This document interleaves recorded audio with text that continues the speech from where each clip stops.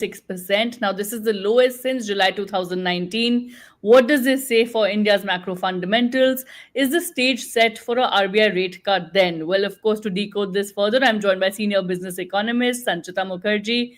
Sanchita, thank you for your time. Is a stage set for another RBI rate cut then? Yes, absolutely, Sakshi, and thank you so much for having me today. Definitely, the market does expect a rate cut from RBI, given that the retail inflation has eased to a very large extent. And even within the components of the retail inflation, if you were to see, even the food inflation has eased to a very large extent. The prediction by the IMD on the monsoons have been normal to good rainfall, which further aids in food inflation. Food inflation has always been paramount, the paramount component of inflation as far as the MPC and RBI is concerned. So having retail inflation drop to an all-time low and food inflation also being addressed in the same breath, monsoon projection seems to be absolutely normal. It's a big tailwind for us in terms of going ahead as a country with rate cuts.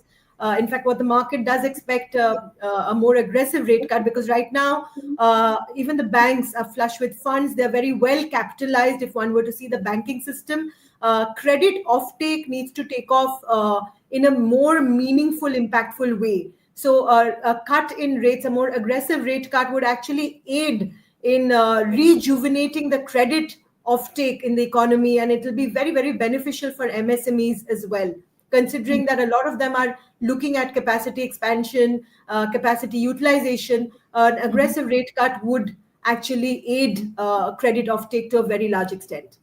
Absolutely. And for our viewers to understand that another rate cut by the RBI, if of course banks also translate this cut, what it essentially means is that your EMIs go down, whether it's housing or auto and so on. So it's your monthly EMIs, and of course the stage set for another RBI rate cut then with this lower inflation. But going forward, Sanchita, apart from other macro fundamentals that India has been outperforming in, which you can take our viewers through, be it growth or of course the employment scenario, but of course going forward, what does this mean as far as food prices are concerned, given the monsoon, like you were saying as well?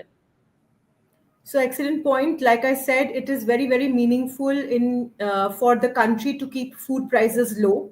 It really helps up to the lowest common denominator, as we all know. Having said that, if you were to look at the geopolitical tensions and whatever is happening today in today's world, the oil prices are low, which is a net positive for India. That also aids in keeping food inflation low, because oil adds on to the logistics, all the truckers, the movement of the food from various region to the other regions. All of these add up component in terms of oil prices being low is very, very helpful.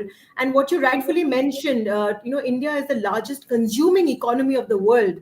So EMI rates coming down, loan rates coming down, all of that will have a very meaningful impact of the common man having more money in his hand to spend, and that will also boost consumption to a very large extent. So it's very useful if RBI can cut rates and move on with it, because this will actually aid in even the consumption pattern in the economy. Urban consumption actually in the last 2-3 years has slowed down very considerably, given the very high rates, which was necessary given the entire global scenario. But now that we are having excellent footprints in retail inflation coming down, food inflation coming down, normal monsoon forecast, putting more money into the hands of the people would aid in both rural and urban consumption.